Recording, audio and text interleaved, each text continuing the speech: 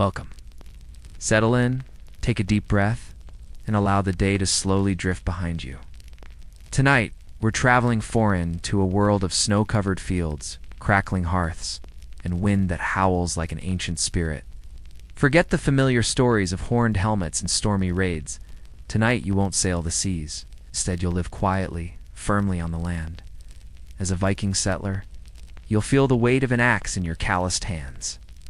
You'll wake before the sun and sleep under firs, thick with the scent of smoke and pine. No pillaging, no war drums. Just the slow, cold struggle of building a life on the edges of the known world. This is not a tale of heroes. This is a tale of survival. So wrap yourself in your favorite blanket, and let's begin. Segment 1. What it was really like to be a Viking settler. Imagine. The year is somewhere around 870 CE. You are not a warrior. You are not a chieftain. You are simply someone trying to live. Your family has just arrived in Iceland, a land of bleak beauty and harsh promise. The sky is a dull gray most days. The wind never stops moving. The land is rocky, uneven, and reluctant to be tamed. There are no towns, no paved roads, no help if things go wrong. You have only what you brought, and what you can coax from the soil. The first thing you must do is build. You clear stones with your bare hands, stacking them for the foundation. You chop down whatever stunted birch trees you can find, dragging the logs, your shoulders aching to fashion a frame. But wood is rare here. So the walls of your home are made from turf, thick slabs of earth sliced and stacked like bricks. It's dark inside and always a little damp, but it holds the warmth. Mostly, your days begin early, long before the sun crests the mountains. There's no rooster, no alarm clock, just the bitter cold waking you through the cracks in the turf wall. You rise quietly. The fire is out, as always. You strike flint and steel with numb fingers, coaxing the coals to life. Eventually the glow returns, faint ... red ... comfort. Breakfast is simple, a slab of sour bread, maybe dried fish. Always more dried fish. Sometimes goat's milk if the animals survive the winter. You don't farm in neat rows like in warmer lands. The soil is thin, the season's short. You grow barley if you're lucky. Enough to bake, barely enough to brew weak beer. You trap, you fish in rivers thick with glacial melt. In the evenings, you mend tools by firelight. The nights are long here. Sometimes in winter, the sun doesn't rise at all. You pass the time telling stories. Tales of Odin, Thor, and frost giants who stalk the edge of the world. Some nights, when the wind howls just right, you wonder if those giants are real. The shadows on the hill are just snowdrifts ... or something older. Something watching. Life is cold, always. Even the warmest moments curled beside your family under firs are tinged with the knowledge that tomorrow brings more work. It's more cold and maybe less food. You don't complain. There are no complaints in Iceland. Nice. Only the quiet rhythm of days endured. And still, amid the hardship, there is beauty. The sky is vast. The stars shine in unfamiliar patterns. Auroras dance silently above your roof at night, painting green streaks through the darkness. You hear the hush of snow falling, thick and slow. The crack of lake ice under a sudden thaw. The soft breathing of your children as they sleep beside you. You have built a life, and though it is harsh, it is yours. As the long winds howl over the North Atlantic, some stories rise above the others, not because they are louder, but because they echo the same rhythm of hardship, movement, and making do. One such story belongs to Erik Thorvaldsen. You might know him better as Erik the Red. Born in Norway, sometime around 950 CE, Erik's life was marked by exile, again and again. When Erik was still a child, his father was outlawed from Norway. And so, the family fled to Iceland, the very land you've just imagined settling. Even then, Iceland was not a refuge of peace, but a new frontier for those who had little choice. Years passed, and Erik grew into a man with a fierce temper, bright red hair, and a name that others remembered. Not with fondness, but with caution. After a dispute over some land turned deadly, Erik was declared an outlaw himself. Icelandic justice in those days was firm and oddly democratic. If you killed someone, you might not be imprisoned, but you could be exiled. Banished from the community for a set number of years. Erik's sentence was 3 years. And instead of waiting quietly in the wilderness, he did what Norse people often did when the land grew too crowded or too dangerous. He went west, across the sea, to a place few had seen, but many whispered of. A great icy mass beyond the fog. Harsh, empty, unknown. Greenland.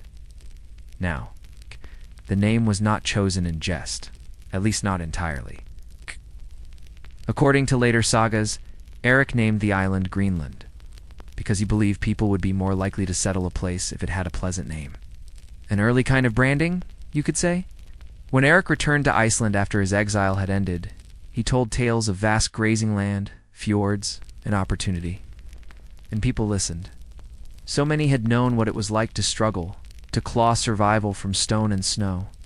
Greenland, then, was not a paradise, but a possibility. 985 CE, Erik led a fleet of 25 ships westward again.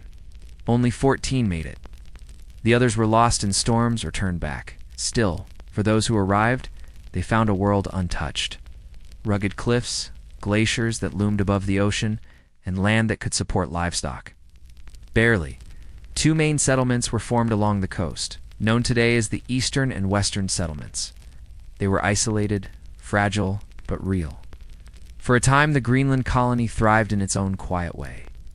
Families built turf houses like those in Iceland. They raised sheep, goats, and cattle. They fished, hunted walrus, and traded their ivory tusks back to Europe.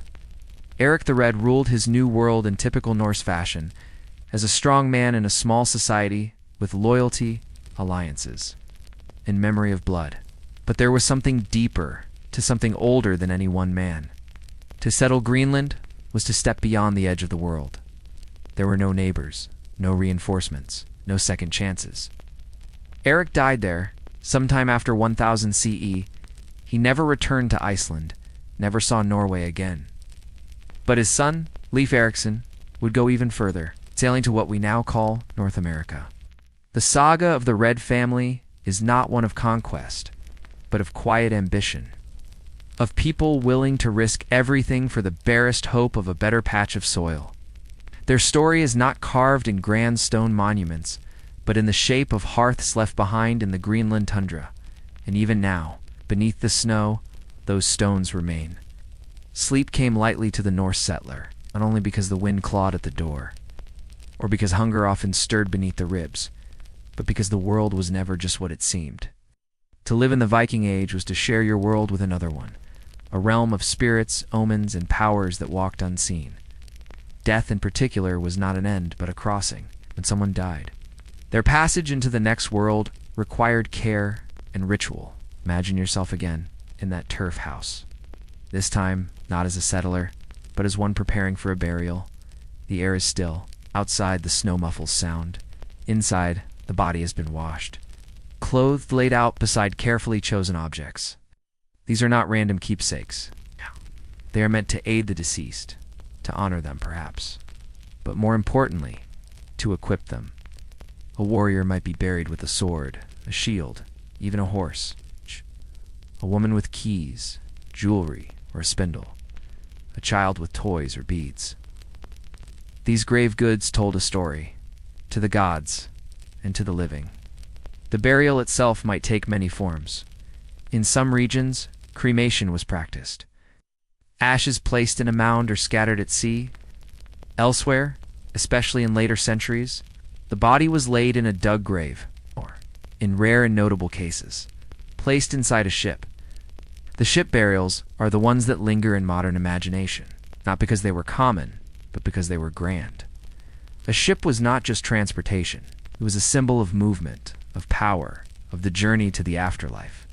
And within these ships, discovered under mounds of earth, archaeologists have found astonishing treasures. Finely wrought brooches, glass beads, sacrificed animals, even servants. But behind these rituals lay deep uncertainty. What exactly did the Norse believe would happen after death? There was Valhalla, of course, the great hall of warriors, where the chosen would feast and fight forever. But that was not the only possibility. and it was likely not the one most people expected. For those who died of sickness or old age, there was Helheim, a cold, distant realm ruled by a goddess named Hel. Not a place of torment, but of shadows and stillness. Other tales spoke of the sea giant Ran, who dragged the drowned into her cold embrace. Still others hinted at reincarnation. A child born with the name and luck of an ancestor. Even the dead could still act upon the living. The Norse feared Draugr, restless spirits who walked after death, sometimes returning to haunt those who wronged them, or to protect their treasures. To guard against such returns, stones were sometimes placed over graves, or the body bound, turned face down, or pierced with stakes. These practices remind us that the Viking world was not governed only by axes and iron, but by belief.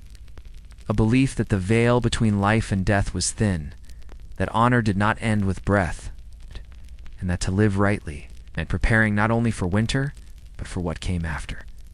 Even now, the burial mounds, the Scandinavian landscape, silent reminders of lives once lived, stories still being unearthed.